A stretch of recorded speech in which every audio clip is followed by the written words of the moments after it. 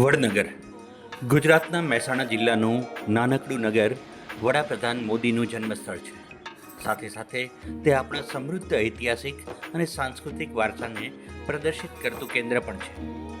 વડનગર એક રીતે ભારતના વૈવિધ્યસભર વારસાને પ્રદર્શિત કરે છે. મહેસાણા જિલ્લામાં આવેલું એક અનોખું નગર વડનગર વડાપ્રધાન નરેન્દ્ર મોદીના જન્મસ્થળ તરીકે જાણીતું છે. જો કે પ્રાચીન કાળથી તેનું ઐતિહાસિક અને સાંસ્કૃતિક મહત્વ રહ્યું છે. સાંસ્કૃતિક રીતે સમૃદ્ધ આ નગર એક સમયે વેપારથી ધમધમતું હતું. આ નગર એક રીતે તો ભારતના વૈવિધ્યસભર વારસાની ઓળખ આપે છે. વડનગરના સૌથી પ્રખ્યાત સ્થળોમાં એક છે શ્રી હાટકેશ્વર મંદિર. આ ભવ્ય મંદિર તેની બેનમૂન કોતરણી અને સ્થાપત્ય માટે જાણીતું છે. આ મંદિર નગરના સમૃદ્ધ સાંસ્કૃતિક વારસાનું પ્રમાણપત્ર છે. મંદિરનું शांतिपूर्ण वातावरण અને आध्यात्मिकता भक्तों ने आकर्षे है। तो पुरातत्व खाता ने बताया कि 2200 साल पहले का ये मंदिर है और अभी जो कलयुग में 2016 में 11 में मोदी साहब ने ये सब वडनगर को पर्यटन क्षेत्र में रख दिया, तो ये 19 करोड़ देके जगह का विकास किया और अभी भी थोड़ा काम चालू है। और ये हाटकेश्वर का सुवर्ण यानी ऐश्वर्य, तो ये हाटकेश्वर महादेव है वो ऐश्वर्य देने वाले हैं। ધમધમતા નગરની વચ્ચે શાંતિ અર્પતું એક સ્થળ છે શર્મિષ્ઠા તળાવ. તળાવની પાસે ભારતીય સંગીતના રાગને સમર્પિત એક મનમોહક થીમ પાર્ક છે. અહીં આવેલા મુલાકાતી તેમના સંસ્મરણો મમળાવે છે. तो हम देख रहे हैं कि काफ़ी ज़्यादा डेवलपमेंट हो रहा है और अभी जो है इलेक्ट्रीफाइड रूट और मेन लाइन पर भी आ रहा है और गवर्नमेंट का प्रपोज़ल है कि इसी लाइन को ये तरंगा हिल्स मेहसाणा जो अभी है इसको आगे एक्सटेंड करते हुए अंबाजी होकर के ये आबू रोड से वो मिलाएंगे उसमें, तो उससे इस एरिया में टूरिज़्म काफ़ी ज़्यादा बढ़ेगा. તળાવથી થોડે દૂર છે કીર્તિ તોરણ. વડનગરના ઐતિહાસિક મહત્વને પ્રદર્શિત કરતા આ સ્થાપત્યની પર્યટકો અચૂક મુલાકાત લે છે. 12મી સદીમાં ચાલુક્ય વંશના શાસનકાળમાં તે નિર્માણ પામ્યું. કીર્તિ તોરણમાં હિન્દુ દેવી દેવતાઓ અને પૌરાણિક કથાઓ અંકિત છે. ગુજરાત રાજ્યના પુરાતત્વ વિભાગને વર્ષ 2000માં ઉત્ખનન દરમિયાન વડનગરમાં બૌદ્ધ મઠના અવશેષો પ્રાપ્ત થયા. તે દર્શાવે છે કે નગર બૌદ્ધ ધર્મનું પણ કેન્દ્ર હતું.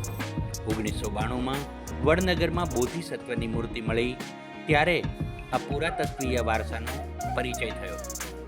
IIT Kharagpur, archaeological survey of India અને અન્ય સંસ્થાઓ દ્વારા હાથ ધરાયેલા ઉત્ખનનમાં પુરાવા મળ્યા કે ઈસવીસન 800માં અહીં માનવ વસાહત હતી.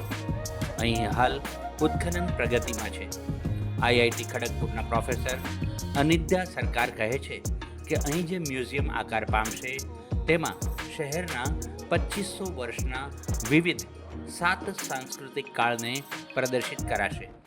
During these excavation, something like 7 cultural layers were found, and each of these cultural layers were characterized by their different kinds of cultural elements, like for example potteries, like coins. And when we joined the excavation of Vadnagar, we wanted to know the chronology of the Vadnagar, that how old the city is, and the oldest layer which we define as period 1, it gave us a date of something like 800 BCE, that means almost 2800 years old, and that surprised us very much.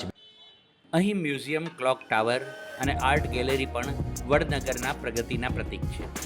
પર્યટકો અહીં આવી વડનગરના ભવ્ય ભૂતકાળ અને ભારતીય ઇતિહાસની ઝલક મેળવે છે. અહીંના મ્યુઝિયમમાં વિવિધ ધર્મ, શાસકો વિશેની વિગતો પ્રાપ્ત થાય છે.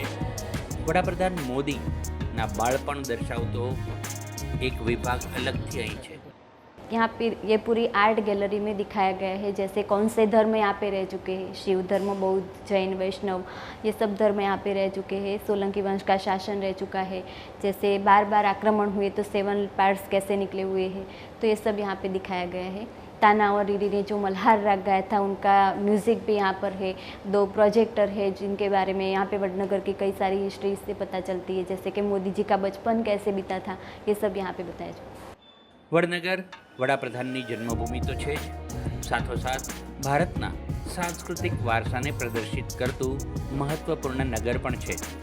પૌરાણિક મંદિરો અને ઐતિહાસિક સ્થાપત્યોનું આ નગર ઇતિહાસ અને સંસ્કૃતિમાં રુચિ ધરાવતા પર્યટકોના મન પર અપીટ છાપ છોડી જાય છે. બ્યુરો રિપોર્ટ, મુંબઈ સમાચાર, વડનગર.